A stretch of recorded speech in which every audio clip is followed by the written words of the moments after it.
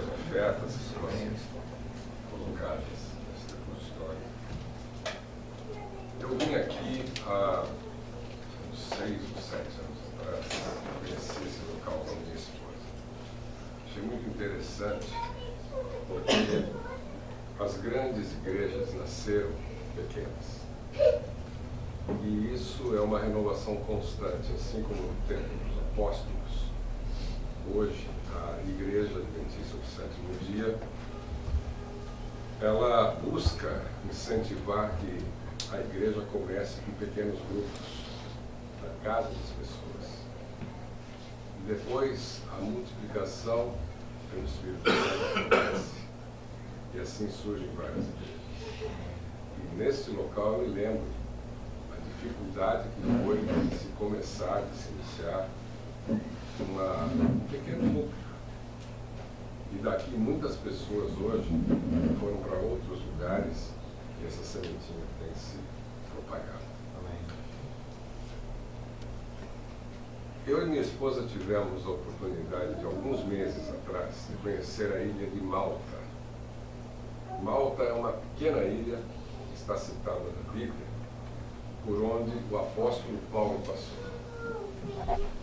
E nós fomos lá a passeio, mas também nós queríamos conhecer os lugares que Paulo passou. Se você tiver curiosidade, está relatado no livro de Atos. Ele estava preso depois de tanto pregar o Evangelho. Este Paulo que foi mencionado na lição de hoje, e que a história dele é impressionante, porque ele falava várias línguas, ele era douto, ele era uma pessoa culta, que perseguiu os cristãos. E ele foi transformado, né? E a sua transformação fez com que ele deixasse de lado tudo isso para ser um fiel pregador das mensagens de Deus. E assim viveu até seu último dia. E nessa viagem, ele estava indo para Roma preso e milagres aconteceram porque ele estava a bordo desse navio. Nós pudemos ver o lugar em que eles chegaram, náufragos, depois de uma super tempestade. E ele disse: não tema, as pessoas não, todos vão se salvar. E eram mais de 270 pessoas que estavam a bordo daquele navio. E vimos um lugar onde eles chegaram na terra. Ao chegar, imagina, ele é picado por uma cobra venenosa e todos falaram: olha, se salvou do naufrágio, vai morrer. Mas eles ficaram no plano de Deus. Ele converteu muitas pessoas importantes daquela vida. Podemos conhecer aonde ele viveu. E os romanos foram benevolentes, porque o governador soube da mensagem e se tornou um cristão. E é impressionante ver como esse homem, até os seus últimos dias, influenciaram pessoas e ele também vivenciou milagres. Hoje, no sermão de hoje, nós vamos conhecer um pouco mais sobre o apóstolo Paulo, que eu pessoalmente gosto muito. Ele escreveu muitas cartas, escreveu muitas mensagens para todos nós. E Malta foi o lugar que eu e Marli ficamos assim muito tocados, muito emocionados por saber que um homem de Deus esteve ali e transformou aquela ilha completamente. Tanto que hoje mais de 90% da população é cristã. E era uma ilha idólatra. Ela fica pertinho ali da Itália, um lugarzinho bem pequenininho. Ele usou a esse servo de Deus para transformar o mundo, mesmo com todos os problemas, que a palavra problema parece que foi uma constante hoje aqui. Mas eu queria pôr uma palavra diferente no nosso dicionário. A solução. Amém. A solução para todos os problemas que a gente possa passar e a gente passa por eles. Então, tenha esperança, tenha fé, porque é a solução. Uma coisa importante, e eu vou, a pedido do Mélito, ler, são 3 versos da Bíblia que parecem contraditórios, escritos pelo apóstolo Paulo. O Paulo é, vamos dizer assim, o mentor hoje do sermão do nosso amigo Mélito. Se quiserem me acompanhar, em 2 Timóteo, no capítulo 4, versos 7 e 8, ele escreveu nessa situação vários versos, mas eu quero dar ênfase a 2. Combati o bom combate, acabei a carreira, guardei a fé. Desde agora a coroa da justiça me está guardada, a qual o Senhor, justo juiz, me dará naquele dia, e não somente a mim, mas também a todos os que amarem a sua vinda. Então aqui ele está dizendo, olha, combati o bom combate, beleza, estou tranquilo, agora estou sossegado e espero a recompensa de Deus. Só que, num outro livro, mesmo Paulo escreve, isso está em Filipenses, quem quiser acompanhar, 3, no verso 14, um verso que parece contradizer esse que eu acabei de ler. Ele fala assim, não parei não, prossigo para o alvo, pelo prêmio da vocação celestial de Deus em Cristo Jesus. Ora, não parece contraditório? No ele fala, eu parei, estou para a recompensa. No outro ele fala, prossigo para o alvo. Eis a questão. O sermão de hoje tem como título Não Desistir. Eu queria que o nosso querido irmão Mélito viesse à frente, porque ele vai explicar para nós o contexto e a representação e a importância desses textos para o dia de hoje, que foram lavrados, escritos na mensagem de Paulo.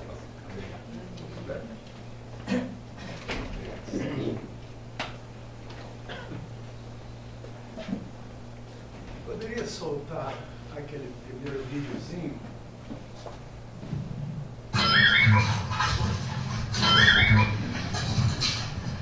Vejam, todos tentando e caem. Tentam de novo e caem. Outro vem quase, começa a cair, de repente vem o outro e cai. Cai de novo, mas não desistem. Continuam tentando. É bem verdade que alguns chegam ao ponto de desistirem e virarem meras testemunhas da carreira dos outros. Assim, muitas vezes, na nossa vida, nós caímos 1000 vezes, mas devemos nos levantar 1001 vezes. Nós não devemos esmorecer. Esse pequeno videozinho, ele introduz o nosso pensamento, a nossa meditação de hoje. Eu quero vos dizer que, conforme o irmão Sérgio Azevedo disse, aparentemente, ao estudarmos os livros, as cartas de Paulo, parece que temos algumas contradições. Sim, porque ele tem momento que diz, acabei a carreira, a coroa da justiça já está separada para mim, e de repente ele fala, poxa vida, que não terminou. Afinal, terminou ou não terminou? Eu quero introduzir a nossa reflexão de hoje falando sobre 2 grandes perigos que nos rondam. 2 grandes perigos. O primeiro grande perigo que nos ronda é o cheguei, já ganhei. Já ganhei. O segundo perigo é desisto. Por isso, eu peço a Deus que particularize as palavras que eu irei proferir aqui. Eu rogo a Deus sinceramente que Deus fale particularmente a cada um de nós. Amém. Por isso quero fazer uma prece nessa manhã. Paizinho querido, quem é o Melique para falar em teu nome? Mas uma vara nas mãos de Moisés abriu o mar. Quanto mais uma criatura que tu a fizeste com muito amor. Por isso, Paizinho querido, eu quero me colocar totalmente em tuas mãos. Eu te rogo, meu Deus, que da mesma forma como esse microfone está em minhas mãos e ele não fala nada de si, mas ele amplia, ele amplifica aquilo que eu falo, que eu possa ser instrumento em tuas mãos para falar particularmente a cada um dos que aqui estão. Que não seja uma mensagem para todos, genérica, que seja uma mensagem dirigida àqueles que tu amas e queres levar para um dia viverem contigo por toda a eternidade felizes. Coloco-me em tuas mãos e rogo, Senhor, que assim como no Pentecostes, tu falaste e cada um entendia conforme a sua necessidade, que aconteça o mesmo hoje, nessa manhã. Eu te rogo. Amém. Meus amigos, a grande verdade é que a gente, às vezes, eu vou pegar o esboço do meu sermão, porque embora eu pregue há 40 anos, a palavra de toda vez que vou pregar, me dá um suadouro, me dá uma ansiedade, uma angústia, porque eu sei quem eu sou. E quem sou eu para falar de uma coisa tão grandiosa como é Deus? E hoje o assunto não desistir fala muito para mim, porque, sinceramente, digo para vocês, tenho passado por momentos que às vezes dá vontade de desistir, como empresário, como homem, como cristão. As barreiras, elas são grandes e muitas vezes quase nos levam a desistir. Mas eu quero te dizer que há um outro perigo também muito grande. Eu já ganhei, já cheguei. É um perigo tão grande quanto desistir. É nós nos julgarmos os melhores, os que já alcançamos a salvação. O grande perigo de dizer, porque eu faço parte da igreja verdadeira. Porque meu nome está escrito no livro da igreja. Eu já estou salvo. Ai de você se pensa assim. Comemorar antes da hora é um perigo. Eu conheço alguns atletas, alguns times, alguns lutadores, alguns jogadores que, por acharem que a vitória já estava na mão deles, acabaram perdendo na 10ª hora. Por isso, esse é um grande perigo. Comemorar antes da hora é um perigo. Mas, hoje eu quero dar um destaque ao outro perigo. Quando as dificuldades começam a aparecer e nós resolvemos desistir. Aí é um grande perigo. Aceitar a derrota antes da hora é um grande problema. Nessa manhã eu quero dizer para vocês e para mim mesmo que nós devemos continuar na pista. Haja o que houver. Nós devemos permanecer na pista. Na realidade, nós devemos aprender no dia a dia que as derrotas, elas nos ensinam, nos mostram muitas vezes o caminho da vitória. É através das derrotas que muitas vezes não conseguimos alcançar o nosso objetivo. E eu, para isso, resolvi trazer 2 grandes exemplos. O primeiro grande exemplo sobre o qual quero falar é Thomas Alva Edison. Thomas Alva Edison. Thomas Alva Edison nasceu em 1847 e viveu até 1931, morreu com 84 anos. Sabem qual era o lema dele? Tentar mais uma vez. Lema de Thomas Edison é tentar mais uma vez. Meus amigos, esse homem que hoje nós admiramos, ele era chamado de burrinho que deu certo. Porque no início da sua vida, parecia que nada poderia dar certo com ele. O burrinho que deu certo.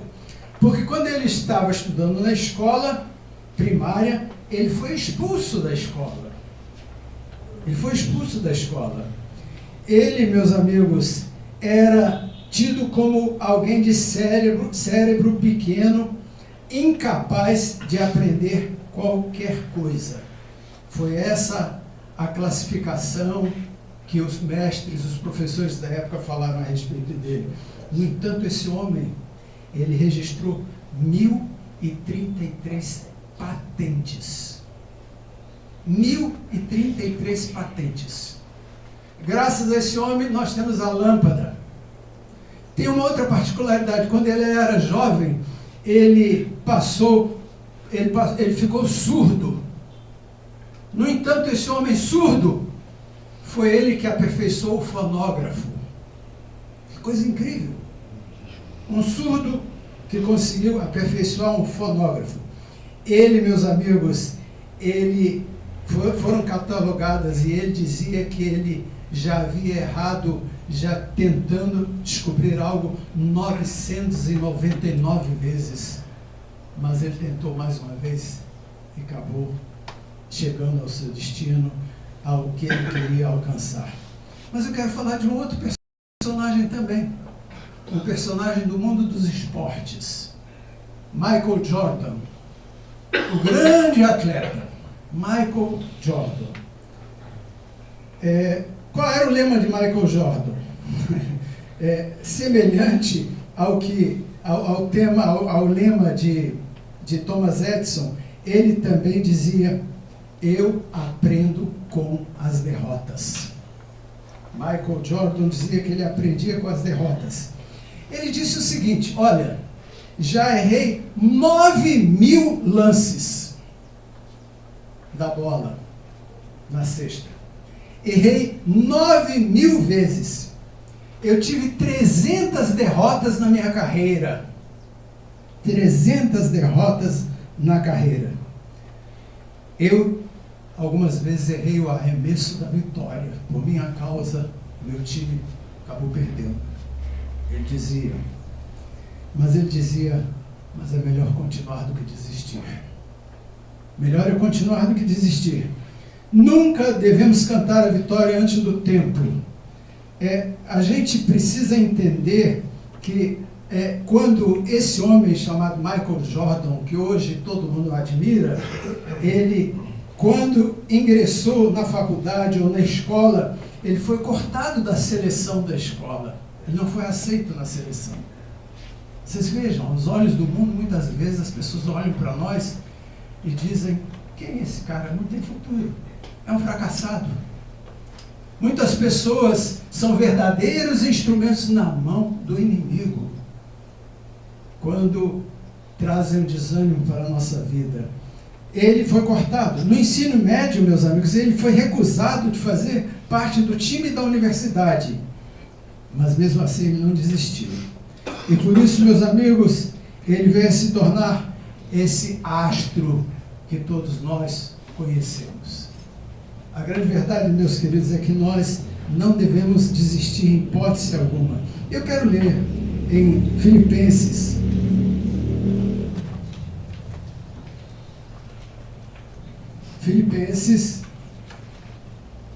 capítulo, deixa eu ver aqui, Filipenses, capítulo 1, e quero ler o versículo de número 3, salvo engano, 6.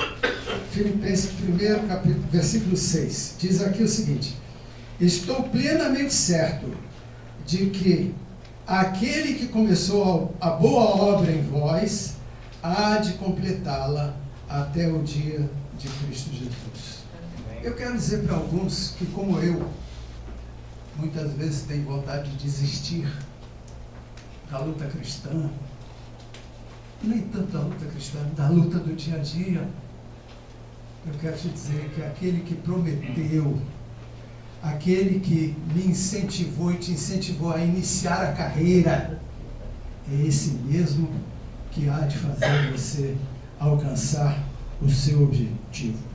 Nós precisamos nos colocar nas mãos de Deus, porque Jesus é que há de consumar a nossa vitória final. A vitória final, ela não depende propriamente de nós. Ela depende de um Jesus que, sendo Deus, sentado no trono do céu, ele olhou para baixo e viu o Glaucio, o outro Glaucio, viu o Antônio, viu o Méric, viu o Júnior. Muitas vezes, na luta do dia a dia, e por amor a todos nós, ele largou o céu, o trono onde milhares e milhões desejavam adivinhar o que ele queria para servi-lo. Ele deixou o céu para vir nos dar a mão, para nos incentivar a continuarmos a nossa carreira. Nós não devemos e não podemos desistir, porque muitas vezes nós temos uma boa performance no início da nossa jornada. Parecemos verdadeiros astros, mas no nosso dia a dia muitas vezes começamos a ver que o mundo não é verdadeiramente um mar de rosas.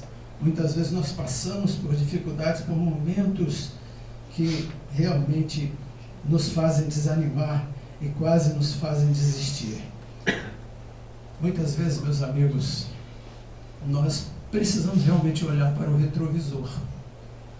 Porque quando olhamos muitas vezes pelas coisas que nós passamos, muitas vezes nos trazem um aprendizado para que nós repitamos os mesmos erros do passado. Olhar muitas vezes para o retrovisor não faz mal, mas o importante, meus amigos, é olhar para frente. É olhar para frente. Olhar para frente e ver o autor e consumador da nossa fé, Jesus Cristo, que com certeza vai nos levar à vitória final. Existe na Bíblia uma galeria dos heróis da fé. E ao pensarmos nos heróis da fé, a gente fica pensando, será que foram diferentes de nós? Os heróis da fé, na realidade, meus amigos, eles foram exatamente como nós. Eles hoje estão na galeria dos heróis da fé porque eles não desistiram. Abraão mentiu, falou que a esposa era irmã, mas não desistiu. Davi caiu em pecado de adulterou e matou o marido da mulher com a qual ele adulterou. No entanto, ele também está na galeria dos heróis. Não quero com isso dizer que foi por isso que eles estão na galeria dos heróis. Nem Abraão nem Davi estão na galeria dos heróis por terem feito o que fizeram, mas eles estão na galeria dos heróis porque eles reconheceram seus erros e não desistiram da jornada. Eles continuaram em frente, não desistiram. Saulo se tornou Paulo porque não desistiu. A grande verdade, meus amigos, é que Jesus hoje quer falar para alguns de nós o mesmo que falou para aquela mulher que foi flagrada em adultério. Todos queriam jogar pedras nela. E Jesus falou, quem puder que atire a primeira pedra. Mas o mais importante que Jesus disse, eu te perdoo, vai e não peques mais. Eu quero dizer nessa manhã que a mensagem de Deus para nós nesse momento não é outra senão, meu filho, não desanime. Ainda que milhares queiram te jogar pedras, ainda que milhares te julguem fracassado, ainda que você mesmo se julgue um fracassado, eu quero te dizer, vai, meu filho, vai que eu estou contigo, vai que eu te amparo, vai que eu lhe dou a vitória, porque eu venci na cruz e a minha vitória, ela é sua. É bem verdade, no entanto, que como é difícil recomeçar. O dia mais triste para mim, eu confesso para vocês, é segunda-feira. Principalmente quando eu estou com alguns problemas. Porque é o dia de você recomeçar. É o dia de você iniciar. É o dia de você novamente encarar os problemas. é muitas vezes difícil recomeçar. Mas, meus amigos, eu quero te dizer uma coisa. Deus está aí para te amparar, mesmo que você esteja caído. Eu quero lhe dizer nessa manhã que, assim como o Daniel falou sobre o perdoar 70 vezes 7, indefinidamente, eu quero te dizer que o teu Deus e o meu Deus, Ele está disposto, ansioso a nos levantar quantas vezes for necessário. Mas Ele não quer nos ver desistirmos. Não podemos desistir. O nosso Deus é o Deus da segunda chance. Se for preciso, Ele nos carrega no colo. Alguém disse que certa vez, quando estava em maiores dificuldades, ele só via 2 pegadas na areia. Mas as 2 pegadas estavam mais fundas do que o normal, sabem por quê? Que Jesus estava carregando essa pessoa com dificuldade. Eu quero te dizer que o teu Deus é o Deus que te leva no colo se for necessário. Eu quero dizer para você, meu amigo, não sei qual é o teu ou o meu problema. Eu não sei se o teu problema é financeiro. Eu não sei se o teu problema é moral. Não sei se o teu problema é familiar. Eu não sei se você está com problema no casamento. Eu não sei qual o problema que você possa estar passando. Eu conheço os meus problemas. Mas eu quero te dizer, o teu Deus conhece, e mais do que conhece, Ele sabe e pode resolvê-los, se você permitir que Ele entre na tua vida e Ele faça um milagre que só Ele pode fazer. Amém. Nós precisamos, no entanto, como cristãos, refletirmos a imagem e a semelhança de Jesus. Assim como Ele quer nos amparar, assim como Ele quer nos incentivar a continuarmos na carreira, nós precisamos ser agentes que animam os nossos irmãos a continuarem na carreira. Nós precisamos aprender a enxergar os invisíveis, que muitas vezes não são enxergados. Nós precisamos, meus amigos, ajudar a realizar os sonhos de alguém, assim como Deus quer realizar o teu e o meu sonho. Deus realmente quer tirar a depressão, o estresse, a angústia, mas isso depende muito de nós colocarmos a nossa vida nas mãos de Deus. Agora, como colocar a vida na mão de Deus?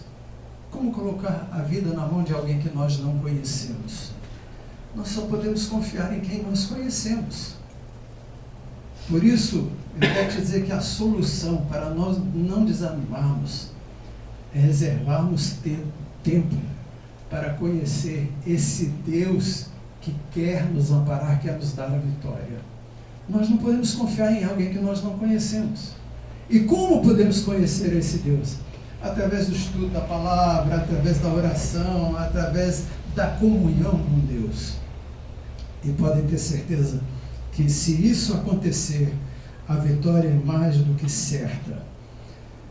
Quanto a mim, dizia Paulo, não julgo ter alcançado, mas uma coisa faço, esquecendo-me das coisas que para trás ficam, avançando para o prêmio da soberana vocação.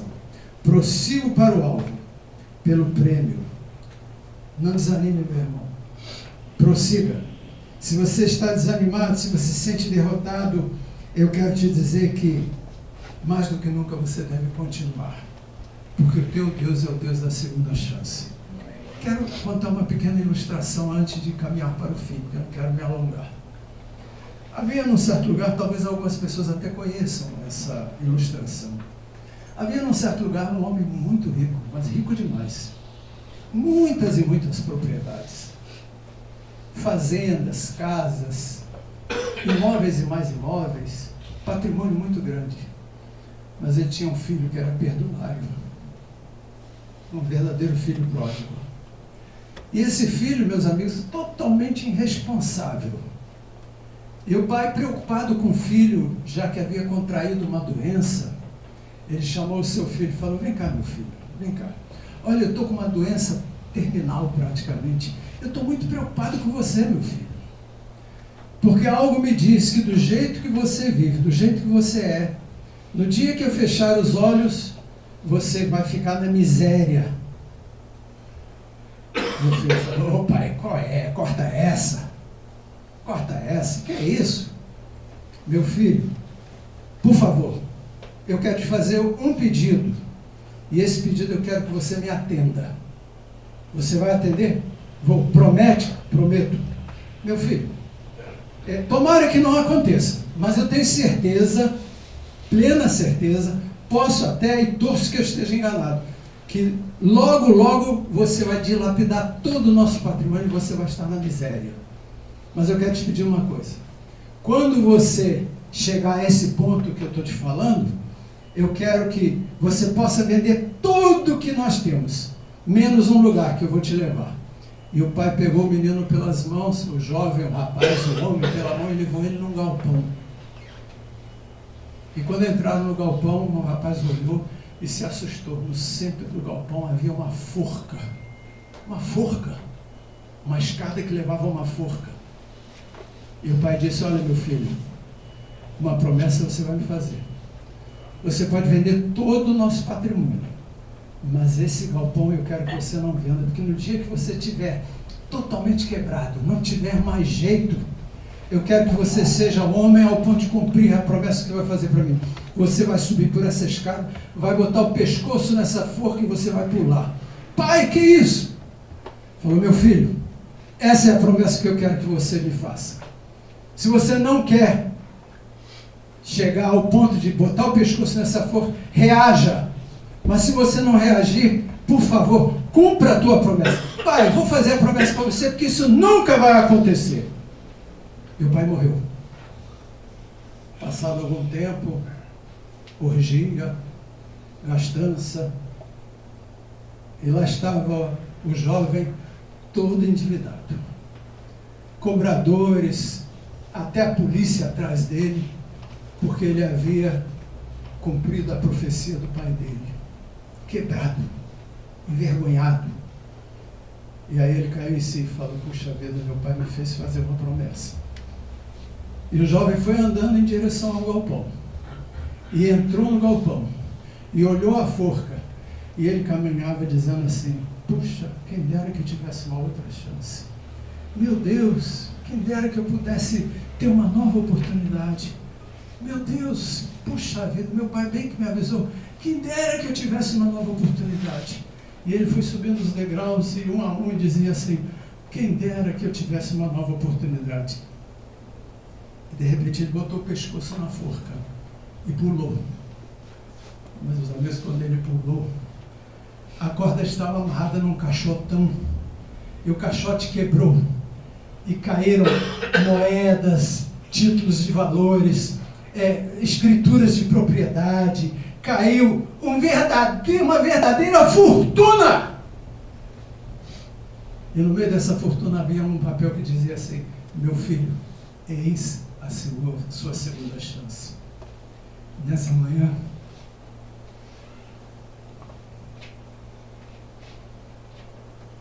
creio, está falando para alguém que, como aquele menino, quer dar uma nova chance de Deus para ele. Eu quero te dizer que o teu Deus não te abandona.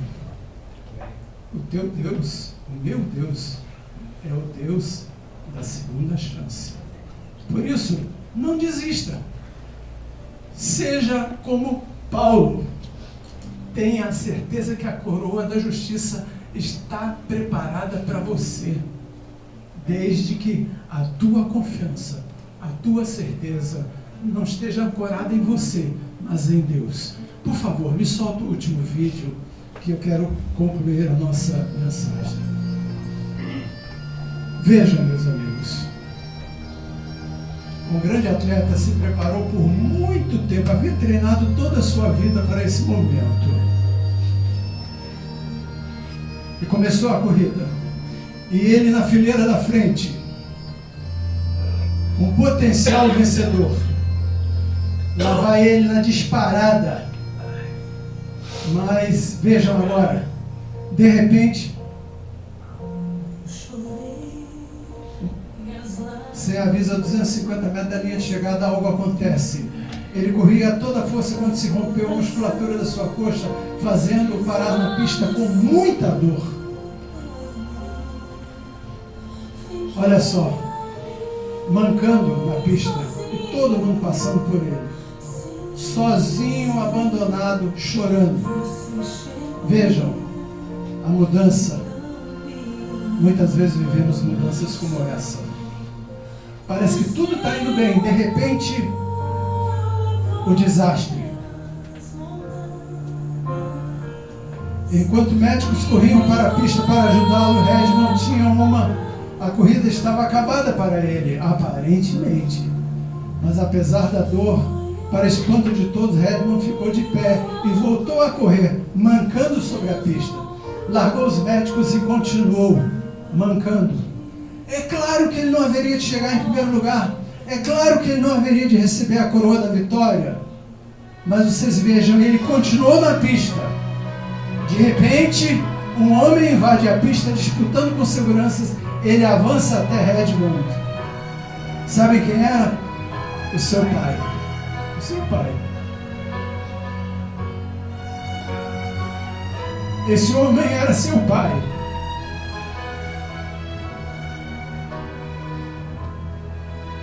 Nosso pai não nos abandona. Não precisa fazer isso, disse o pai para o seu filho. Sim, eu preciso fazê-lo, disse o filho. Pois bem, respondeu seu pai. Vamos terminar isso juntos. O pai abraçou seu filho. Um aplauso e uma grande multidão cruzaram a linha de chegada.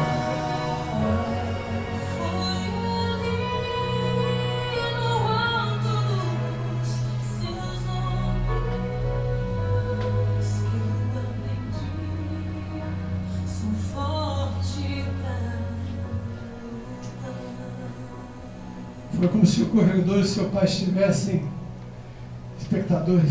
Enfim, Derek Redmond não chegou em primeiro lugar, mas foi até o fim e completou a carreira. Apesar da dor, apesar das lágrimas, decidiu dar tudo, motivado por um amor forte de um pai que o levantou. O que motivou o pai? O amor pelo seu filho.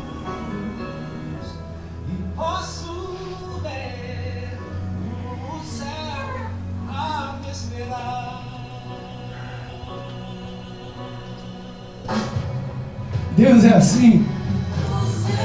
Deus é assim. Quando estamos sofrendo, machucados e querendo chegar ao final, Ele vem e nos ajuda.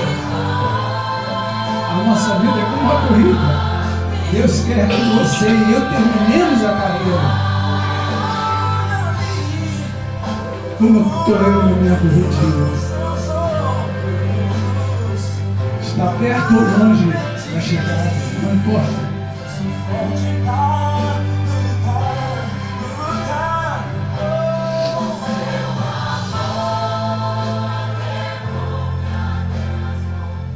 Meus queridos, eu quero vos dizer que Derek Redmond, ele não conseguiu a coroa. Mas eu quero te dizer em nome do Senhor, não em nome da igreja, não em nome de um homem, mas em nome do Senhor, eu quero te dizer que você é um vitorioso. Deus há de te dar a vitória. Glória a Deus. Termino. Moisés, meus amigos, ele não conseguiu entrar na Canaã terrestre. Correu, nadou e aparentemente morreu na praia. Mas Moisés fechou os olhos no monte e abriu os olhos no céu. Eu quero te dizer que ele não recebeu a coroa da vitória, Derek. Mas eu quero te dizer que pelos méritos de Jesus, não importa em que altura da corrida você está, se você continuar segurando as mãos de Deus, você é um vitorioso. Louvado seja Deus por isso.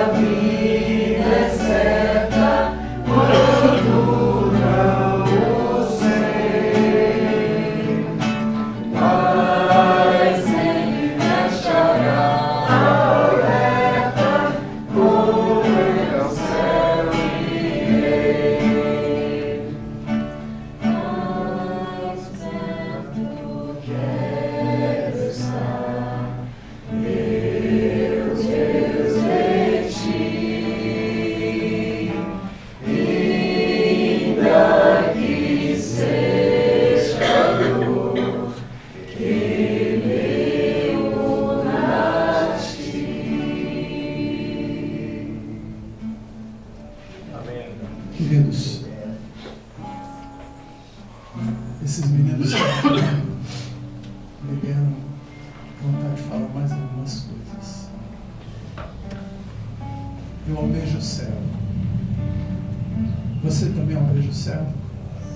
Eu pergunto, por acaso você sabe como será o céu? Alguém sabe como será o céu? A Bíblia diz que olhos não viram, pensamentos, ninguém pode imaginar como será o céu. Então por que tu almejas o céu? Eu quero te dizer por que eu almejo o céu. Eu almejo o céu sim, pelo que ele vai ter. Mas eu quero te dizer que eu almejo o céu principalmente pelo que ele não vai ter. No céu não vai ter doença, no céu não vai ter dívida, no céu não vai ter cartão de crédito para pagar, no céu não vai ter aluguel para pagar, no céu não vai ter polícia, não vai ter delegacia, não vai ter cemitério. No céu não vai ter nada disso. Os políticos podem prometer 1000 coisas, prometem hospitais, penitenciárias, prometem uma nova polícia, mas eu quero te dizer que o céu, que Deus promete para você e para mim, que você não deve desistir dele, eu almejo ele, porque ele não vai ter nada daquilo que nos incomoda, que nos machuca, que nos dá vontade de desistirmos. Não desista. Jesus muito breve virá para nos buscar, para vivermos eternamente felizes no novo céu, no novo